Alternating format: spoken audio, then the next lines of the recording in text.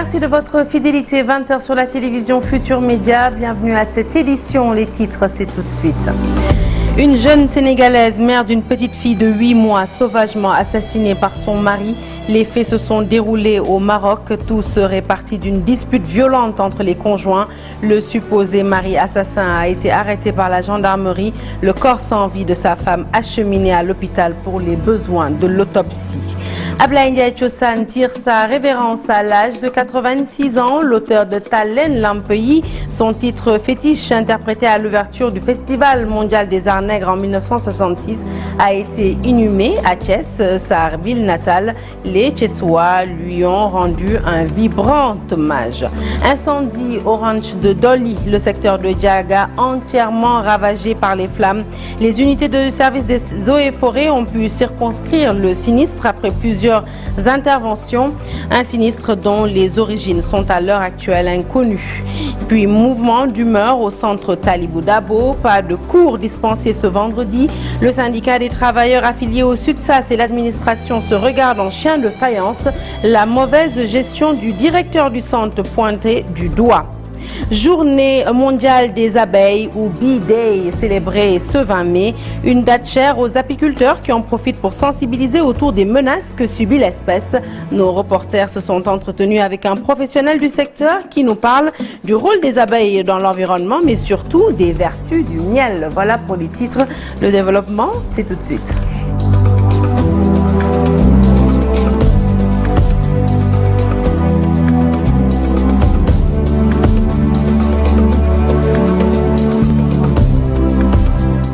Bonsoir à toutes et à tous. Un journal que nous ouvrons donc tout de suite avec ce drame qui s'est produit au royaume chérifien. Un Sénégalais aurait tué sa femme, mère d'une fille de 8 mois. Tout serait parti d'une dispute qui a abouti à ce crime passionnel, selon certaines sources établies au quartier de Farah Salam, à Casablanca, lieu du drame. Les faits ont eu lieu ce vendredi 20 mai. Déployé sur les lieux du crime, la gendarmerie a arrêté le supposé mari assassin avant de le conduire au poste d'Al-Hay Al-Hassani. Quant au corps sans vie de la dame, eh bien, il a été transporté par les gendarmes pour les besoins de l'enquête. Dans la commune de Djama, plus précisément dans le village de Polo 2, un drame s'est produit ce vendredi. Un berger a, d'après des témoins, été fusillé par le gardien d'un périmètre agricole. La victime, âgée de 22 ans, serait actuellement entre la vie et la mort. Son état de santé inquiétant a déclenché la colère de ses camarades qui réclament l'arrestation de l'auteur des faits, Ousseynou Diop. Village de Pôle 1, Pôle 2, Massaragabo, Assidjawas et Bicep Ndatou sont très en colère. La cause, un berger de 22 ans, habitant dans le village de Pôle 2, a reçu un coup de fusil d'un gardien agricole après des heures qui ont éclaté entre les deux parties. Le berger évacué à l'hôpital régional est entre la vie et la mort. Un de nos fils a reçu un coup de fusil, un gardien d'un périmètre agricole et l'auteur de cet acte ignoble et inhumain. Le berger est actuellement à l'hôpital et il est entre la vie et la mort. Personne ne peut le voir. C'est vraiment déplorable. Pour ces éleveurs, l'auteur des faits continue librement de vaquer à ses occupations sans être inquiété par la gendarmerie. Un comportement qu'il dénonce avec la dernière énergie. L'auteur des faits est ici dans cette commune. Après avoir passé quelques heures à la gendarmerie, il a été libéré par les éléments de la brigade. C'est injuste. Plus de 300 bœufs appartenant à ces éleveurs mécontents sont aujourd'hui entre les mains des agriculteurs, une situation qu'il assimile à une provocation. Le cheptel est actuellement entre les mains des agriculteurs. Il y a au moins 300 bœufs. On peut les récupérer nous-mêmes, mais nous savons que ça peut dégénérer. Les populations de Pôle 2, dans la commune de Diamant, très remontées, veulent que le jeune homme soit évacué à l'étranger ou dans une autre structure de la capitale, dans les plus brefs délais, pour sauver sa vie.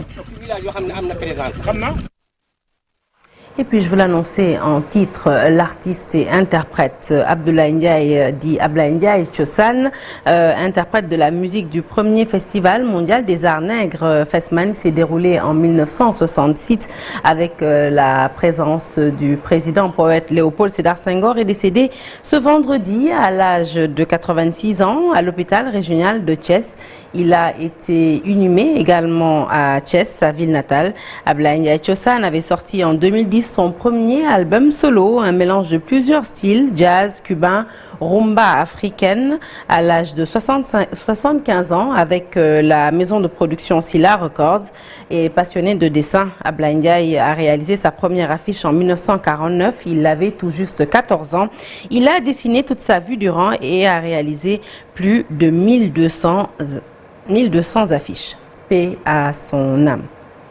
L'Assemblée nationale rend hommage à la secrétaire générale de l'institution, Madame Marie-Joséphine Sophie Diallo, ce samedi 21 mai 2022 à partir de 9h au parvis de l'Assemblée nationale. Le président de l'Assemblée nationale, l'ensemble des députés, le secrétaire général adjoint, le directeur de cabinet, l'ensemble du personnel, le gouvernement, les présidents d'institutions, les anciens présidents et présidents de groupes parlementaires prendront part à la cérémonie. Cet hommage sera suivi de la cérémonie religieuse à la cathédrale de Dakar et de l'inhumation au cimetière de Bel-Air. Et puis, depuis hier 18h, un incendie s'est emparé du ranch de Doli, situé dans le département de Linguère. Selon le directeur national des eaux et forêts, le colonel Beidiba, 191 hectares du secteur de Diaga ont été ravagés par les flammes. L'origine du sinistre est pour le moment inconnue. Après une première maîtrise du feu durant la nuit du 19 au 20 et un revirement ce matin, les 4 unités du service forestier mobilisées avec la participation des populations locales ont permis de maîtriser le feu aux environs de 10h ce matin et nous y reviendrons certainement dans nos prochaines éditions. À la une de l'actualité politique, Moustapha Maba-Guirassy qui démissionne de la présidence de la commission communication de la coalition Yewwi Askan Wi. Une démission qui prend effet immédiatement, a fait savoir donc Moustapha Guirassy dans une lettre adressée au président de la conférence des leaders. Et puis sachez que pour contre-attaquer, eh bien la coalition Benno Bokk Yakaar organise un point de presse aujourd'hui à son siège à partir de 20h. Une bataille pour accéder à l'intérieur du centre Talibou Dabo de Grand Yoff. Les activités sont au point mort ce vendredi. Le mot d'ordre des syndicalistes est appliqué. Le SUTSAS de l'établissement et l'administration se regardent en chien de faïence. Les syndicalistes fustigent une gestion considérée comme mauvaise du directeur. Un dialogue entamé entre les deux parties a été enclenché pour espérer trouver une sortie de crise. Le syndicat unitaire des travailleurs de la santé du centre Talibou Dabo compte continuer la bataille jusqu'à obtenir gain de cause. Les détails, c'est avec Habib Faye. La tension est montée d'un cran ce matin au centre Talibou Dabo. Les enseignements suspendus, l'accès interdit aux grévistes, le bus immobilisé. La section SUTSAS de l'établissement est à l'origine de ce mouvement d'humeur. J'en parle de gestion démocratique. Aujourd'hui, on voit que c'est le directeur qui est l'administrateur de crédit et qui signe et son comptable qui a été nommé par lui-même. Nous avons trouvé que vraiment, c'est des vices de procédure, ça ne peut plus continuer. Les grévistes crient au scandale et réclament une revalorisation de leur situation. Depuis 15 ans, ils courent derrière des contrats. Nous avons des contractuels ici au centre Talibou Dabo qui ont fait 15 ans, 20 ans, presque 30 ans, qui va sans une petite cotisation même à l'IPRES. Même pas une prise en charge sociale, même pas une prise en charge médicale. Plus grave encore, c'est des contrats de prestataires qu'on est en train d'établir où il y a un article 4 qui dit que chaque le directeur peut rompre le contrat à tout moment. La réponse du directeur face à ces attaques des syndicalistes n'a pas tardé. Lassana Sidibé affirme qu'il est impossible de signer des contrats tant que le statut de l'établissement ne change pas. Nous, on sait, tant que le centre n'est pas érigé en EPS, on ne pourra pas faire des contrats de travail à durée indéterminée. Parce que si on va au niveau de l'inspection, ça va être rejeté. Mais ce qu'on les a proposé, c'est d'être très regardant. Parce que ce n'est pas parce que tu es prestataire que par la force, à la fin des 6 mois, on va te renvoyer. Non. Le calme était revenu avant notre départ, les deux parties ayant entamé des négociations pour une sortie de crise. Toutefois, le syndicat unitaire des travailleurs de la santé du centre Talibou Dabo compte poursuivre le combat jusqu'à obtenir gain de cause. Dans le sud, à Ziguinchor plus précisément, c'est plusieurs centaines d'établissements, de collèges et d'écoles élémentaires du département de Ziguinchor qui ont participé à une randonnée pédestre organisée sur plusieurs kilomètres. Objectif, dire non aux violences dans l'espace scolaire, notamment contre les élèves, les enseignants, mais aussi l'administration. À la fin de la randonnée, l'inspecteur d'académie de Ziguinchor a lancé un appel pour la fin de ces violences. Je vous propose de l'écouter au micro de Boubacar Diassi et Lamine Mondjan. Mobilisation qui traduit le sentiment le mieux partagé que la violence, qui est l'objet de cette marche, a atteint des proportions très inquiétantes au niveau de la communauté, mais également au niveau de l'espace scolaire. Je ne vous apprends rien si vous avez suivi l'actualité ces dernières années et surtout ces derniers mois. Nous avons connu des violences, des incidents dans le milieu scolaire où c'est des élèves qui lèvent la main sur les professeurs ou des enseignants ou des parents d'élèves ou bien tout simplement des communautés. Il était grand temps que nous marquions le pas pour dire basta, pour dire il faut que ça s'arrête, il faut qu'on reprenne un nouveau départ. Parce que, il faut le dire, c'est à partir de l'école qu'on peut impulser la non-violence au niveau communautaire. L'école, dans sa vocation première, est un lieu d'incubation de valeurs. C'est un lieu où, de construction de valeurs, et les porteurs de ces valeurs-là, à savoir les élèves, sont des vecteurs et des relais qui peuvent impulser, qui peuvent vulgariser ces valeurs-là au niveau communautaire. Donc, le changement, c'est nous. Le changement, c'est l'école. Le changement, c'est vous, élèves, qui êtes adultes de demain. Le changement, c'est vous, maîtres, qui devez inculquer les valeurs positives, les valeurs de tolérance, de respect, n'est-ce pas, de respect de la dignité humaine à ces élèves-là.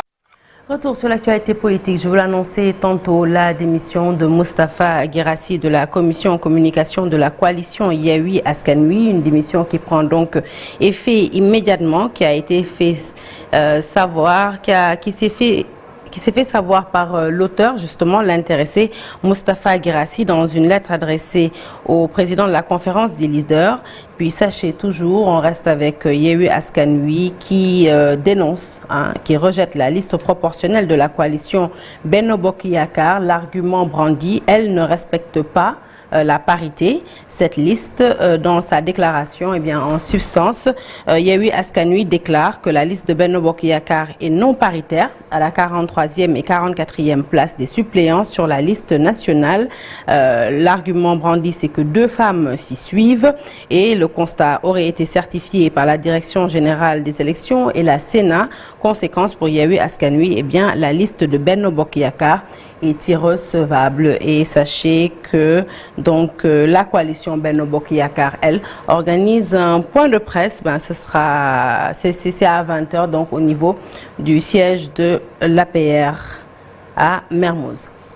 Voilà pour les détails concernant l'actualité politique. Parlons à présent de la Fondation Servir le Sénégal, envahie ces temps-ci par des millions de demandes d'aide de Tabaski. Une situation qui fait suite aux informations sur les réseaux sociaux faisant état de l'ouverture d'une liste d'aides Tabaski, des aides offertes donc aux nécessiteux par la Fondation. L'information a été naturellement démentie par la présidente Marième Faye Sall, présidente donc de la Fondation Servir le Sénégal. Le point, c'est avec Ibrahim Akan. La Fondation Servir le Sénégal se veut claire. Aucune liste d'aides Tabaski n'a été ouverte par la structure. Une réponse de sa présidente aux informations qui circulent sur les réseaux sociaux faisant état d'une ouverture de liste d'aides Tabaski. Conséquence, des milliers d'enveloppes sont reçues ces temps-ci par la dite fondation concernant pour la plupart des aides Tabaski. La première dame, par ailleurs présidente de la Fondation Servir le Sénégal, se désole de cette fausse rumeur et de la pléthore d'enveloppes reçues par la suite.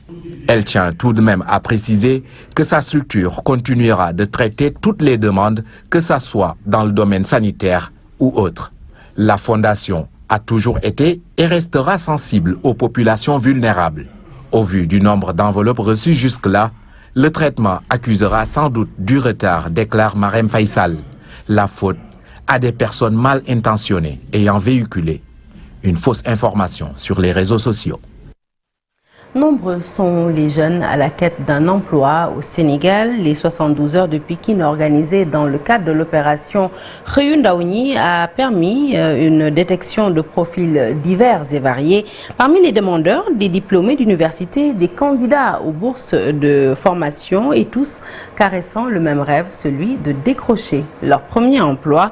Mamadou Fall pour les détails. Pour certains, c'est la couture, pour d'autres, la restauration. Ici à Pikine, les profils ne sont pas les mêmes. Entre diplômes universitaires et ceux professionnels, le choix doit être fait.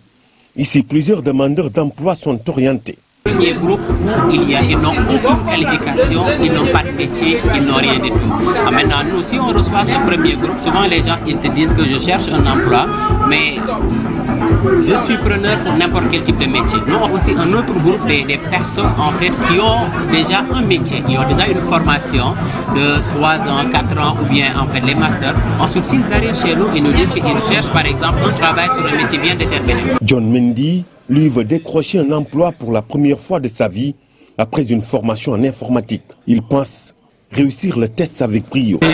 Étudiant en réseau informatique, donc de par mon cursus scolaire, je dirais j'ai fait Bac plus 2. Donc pour ma 3e année, malheureusement, je ne l'ai pas pu achever parce que j'étais confronté à des difficultés de moyens. Mon option première, c'est l'informatique, puisque c'était ça que j'ai suivi à l'université. Donc c'est de me voir réaliser par rapport à cela. Plusieurs jeunes se sont également signalés. Certains veulent une bourse de formation, d'autres se lancer dans la couture et la restauration. Actuellement, je suis en 2e année en électrotechnique. L'année prochaine, ce sera notre année où on fera l'examen. Et après l'examen, je conçois de poursuivre mon cursus scolaire pour ensuite commencer à travailler. jàng naa ba CM2 lu naan classe góor ñi daal. fii pour des formations. formation ci lan. formation couture. restauration bi rêve la ci man. ma arrêté jàng ba tey laa ko bëgg 3e laa arrêté jàng léegi moom laa ñëwoon demandé pour def ko. Pikine est à ce moment le lieu que convergent des centaines de demandeurs d'emploi aux profils divers. La clôture des 72 heures est même prévue ce samedi.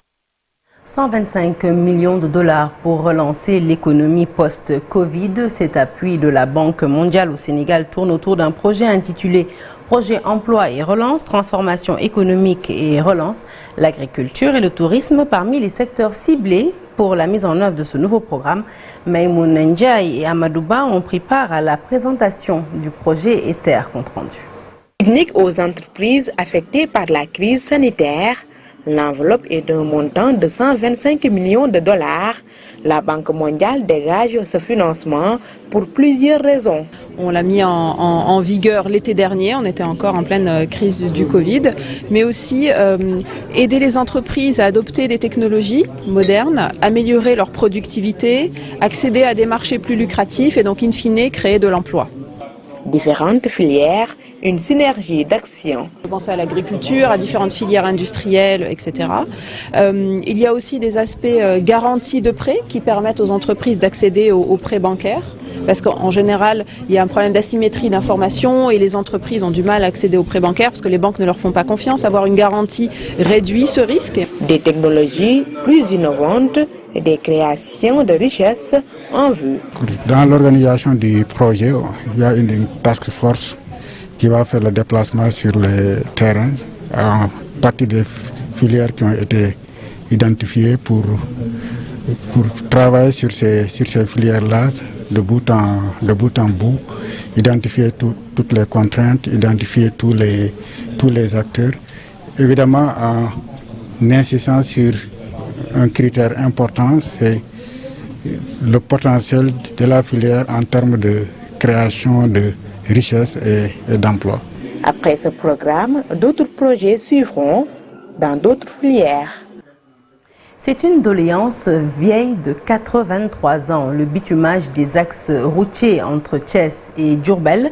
Plus que 18 mois pour le début des travaux. La cérémonie de pose de la première pierre s'est tenue en présence du ministre des Infrastructures et du désenclavement. Population, élus locaux en ont profité pour remercier le chef de l'État Macky Sall d'avoir accédé à cette vieille requête. Babacar Diouf. Il n'avait qu'un seul mot à la bouche. Merci au président Macky Sall. Il vient de satisfaire une vieille doléance. Ces routes sont une promesse du chef de l'État, son Excellence le président Macky Sall. Aux braves populations de cette partie du Baol et du Cayor, la promesse est tenue, monsieur le ministre, et nous lui en sommes tous reconnaissants. À cause de son état dégradé et dégradant, beaucoup d'eau a coulé sous les ponts. Certaines populations ne croyaient plus au projet. wecc na junni bis yoo xam tiis la woon parce que dañoo demoon ba foog ni ñun bokku ci Sénégal bala nga war a mën a xam nga jógee Touba Toul boo nee cëpp sa xol jeex nga am looy daj boo jógee Bambey boo nee cëpp sa xol jeex nga am looy daj boo jógee Ngaay boo nee cëpp sa xol jeex nga am loo doon daj mel ni bokkoo ci Sénégal muy loo xam ne nag jàngoro la woon ci Kajoor ak Bawol ñu koy dund. Avec le démarrage de ce chantier de construction, ce sont des villes et des économies qui seront interconnectées. Il s'agit de réaliser des routes et autres infrastructures de base pour désenclaver nos localités et faciliter les échanges afin d'assurer une meilleure connexion entre les zones de production agricole et les marchés des centres urbains. Cette pose de la première pierre est une étape déjà franchie. Les populations n'attendent que le démarrage des travaux de bitumage. Et puis ce 20 mai, célébration de la journée mondiale de la métrologie pour célébrer donc la signature de la convention du maître au Sénégal. Pour marquer l'événement, des ingénieurs sénégalais ont partagé leurs expériences avec des experts. L'objectif est bien la sensibilisation des populations autour de l'importance de cet outil de mesure qu'est le mètre. Le thème de cette année, la métrologie à l'ère du numérique. Le reportage est signé par Faraning. La métrologie est la science des mesures. En cette journée mondiale, le Sénégal a désormais des unités de mesure pour limiter les accidents routiers. Et c'est grâce à ces outils de dernière génération. Dans des pays développés comme la France, donc, qui ont introduit ces appareils de mesure pour lutter contre l'insécurité routière, on a noté une baisse de la moitié des accidents. C'est grâce au flashage des gendarmes avec les radars et aussi les tests d'alcoolémie dans le sang. Ces deux mesures donc, ont permis vraiment de réduire drastiquement les accidents. Le Sénégal est en train de s'inscrire dans ce sillage et d'autres pays africains avec notamment l'instauration du permis à points. Chaque jour, nous faisons de la métrologie sans s'en rendre compte. Elle est importante pour la protection du consommateur, donc, qui doit recevoir les quantités demandées avec des instruments de mesure donc, reconnus, conformes et attestés par la métrologie. La métrologie à l'ère du numérique, le thème de cette année. La division de la métrologie du Sénégal note des avancées dans ce domaine. Le numérique, aujourd'hui, on parle même de révolution numérique. Dans ce monde, aujourd'hui, rien ne peut se faire donc, sans le numérique. Et la métrologie est en train de s'adapter à ce numérique parce que c'est un domaine de pointe. C'est un domaine de pointe et c'est un domaine extrêmement évolutif. Donc la métrologie est à l'aise. Et je peux vous donner des exemples, comme le laser. C'est rendu possible grâce à la métrologie, la technologie du laser, la technologie des capteurs. Elle est importante surtout dans le domaine de la santé, où quand vous allez chez le médecin, le premier réflexe du médecin, c'est de prendre vos constantes, c'est-à-dire votre température et votre tension artérielle. Si les données sont faussées avec un instrument de mesure, les diagnostics seront forcément faussés. Pour mieux connaître cette science qui regorge que des ingénieurs en général, le gouvernement mise sur la sensibilisation. À faire des sorties au niveau des radios, des télévisions, des supports, nous sommes en train de le faire.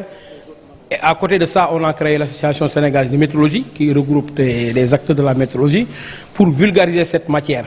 Et aussi il y a des écoles, des universités donc, qui forment des métrologues. Et là aussi nous appelons surtout les entreprises à utiliser en tout cas cette expertise de métrologue parce que la métrologie est très importante au sein de l'entreprise, mais malheureusement au Sénégal, on n'a pas cette culture. C'est avec la métrologie que l'on se sert pour mesurer la température, le poids, voire la vitesse des véhicules.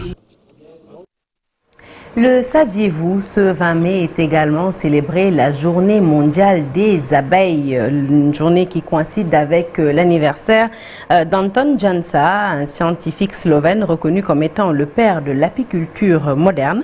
Nos équipes se sont entretenues avec Mamadou Ly, apiculteur de profession ici au Sénégal. Il est revenu sur l'importance des abeilles dans l'environnement et surtout sur les vertus du cadeau qu'elle offre à l'humanité, le miel. Marcel Farba-Maroun.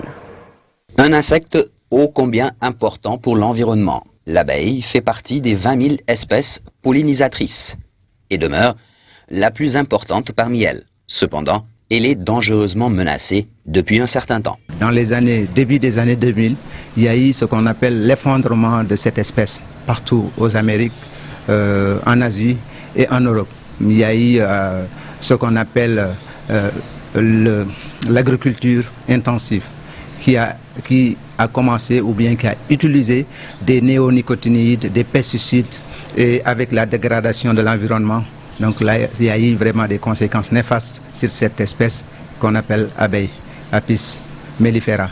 Et depuis lors, les scientifiques du monde entier se sont réunis.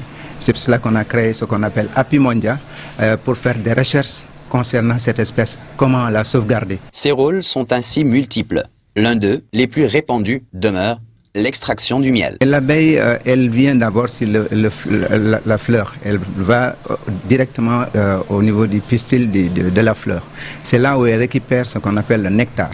Et quand elle récupère le nectar, c'est le liquide sucré. Elle le transporte à travers sa trompe et arrivée à la ruche, elle ne le dépose pas dans l'alvéole. Elle le transmet encore à une autre abeille. Et l'autre abeille transmet à une autre abeille jusqu'à que l'abeille qui est juste au niveau de l'alvéole, c'est elle qui dépose le nectar dans l'alvéole. C'est pour cela que le liquide sucré, le nectar va se mélanger avec les gingines de l'abeille et arriver là-bas, c'est à partir de là que l'abeille va déposer, et quand elle dépose, les abeilles vont ventuiller. Elles ventuillent pour enlever tout ce qui est l'eau. Et à partir de cette liquide sucré, c'est là où l'abeille fabrique le miel. Le miel, connu sous plusieurs variétés, comporte également de nombreuses vertus. Le miel est en fonction de l'arbre. Et le miel est en fonction des vertus de l'arbre. C'est pour ça que chaque type d'arbre a ses vertus. Et c'est à partir de là que chaque type de miel aussi a ses vertus. Et c'est pour cela qu'on dit souvent, le miel, par exemple, le miel d'eucalyptus, il est bon pour tout ce qui est gorge. Et tout ce qui est le rhume et tout ça. Et chaque variété de miel, vous voyez même dans la pharmacie, quand on dit eucalyptus, le plus souvent c'est tout ce qui concerne le rhume, la gorge. Et le miel, par exemple, d'acacia aussi a ses particularités. Le miel aussi de mangrove, le miel de gibier qui est maintenant très recherché partout dans le monde entier. Donc chaque type de miel, c'est en fonction des vertus de sa provenance, de l'arbre, là où vient le nectar. Si l'État sénégalais a fait des efforts pour accompagner la filière apicole, les apiculteurs en demandent davantage, la filière étant notamment créatrice de beaucoup d'emplois. Allez, parlons culture à présent. Vous le savez, la Biennale de Dakar s'est ouverte depuis ce jeudi 19 mai. Une exposition internationale regroupe 36 artistes. La trouvaille est dénommée le pinceau de l'intégration. Elle vise à créer un pont culturel entre des artistes du continent et d'ailleurs. 45 œuvres exposées pour soutenir cette dynamique. Il s'agit d'un projet de collaboration de plasticiens soutenu par le WARC et initié par l'artiste Aïssatou Dieng. Ibou Diouf, Pape Sangonema était dans les locaux du WARC hier. Reportage.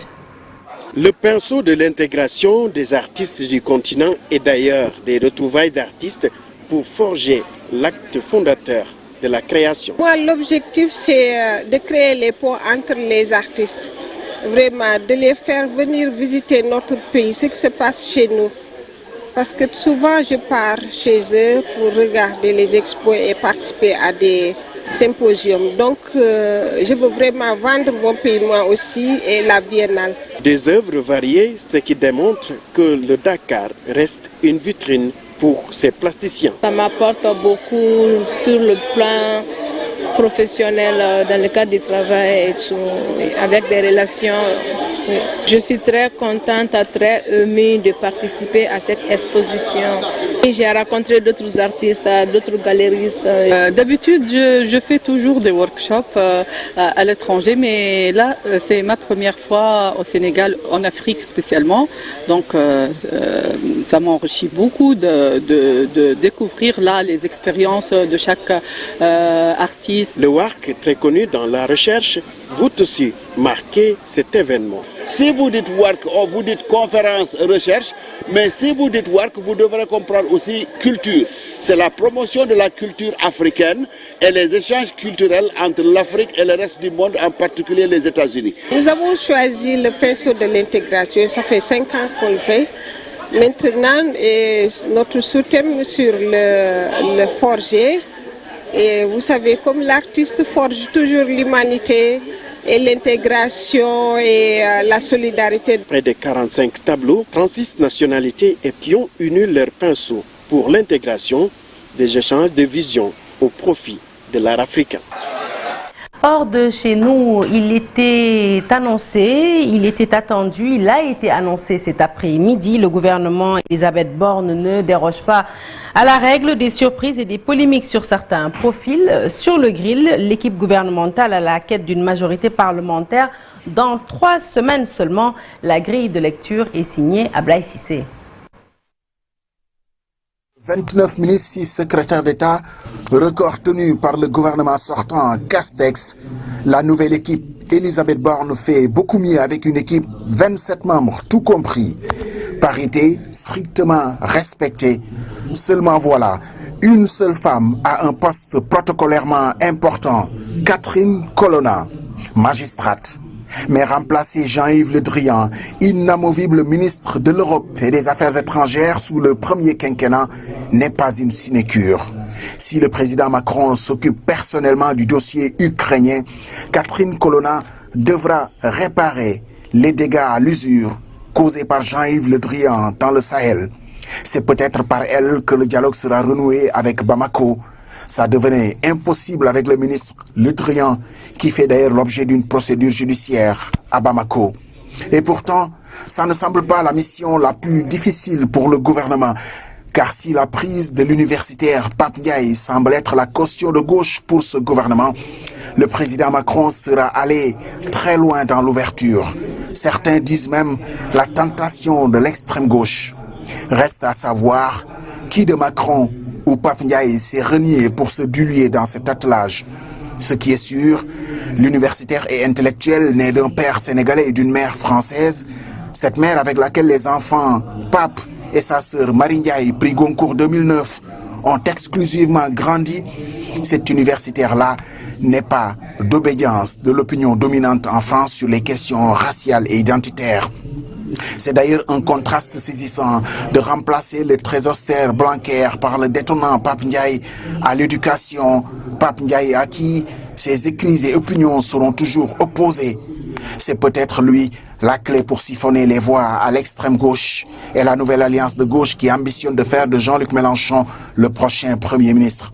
Ça passe ou ça casse. Dans ce dernier cas, le gouvernement actuel battra le record du gouvernement le plus éphémère car les législatives ont lieu exactement dans 3 semaines, le 12 juin, avec cette alliance de gauche qui ambitionne d'imposer la cohabitation au président Macron.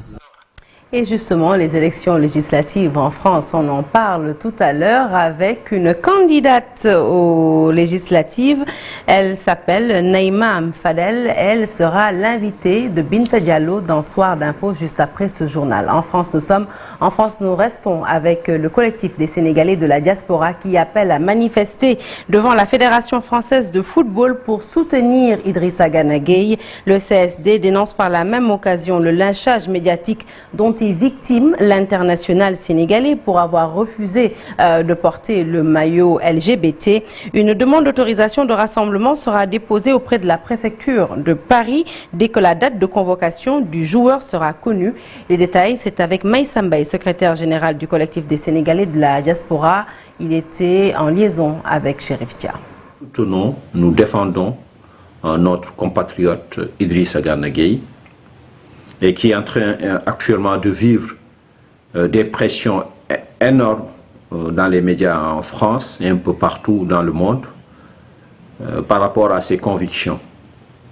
Donc nous le soutenons et nous appelons les Sénégalais à se mobiliser pour soutenir ce compatriote.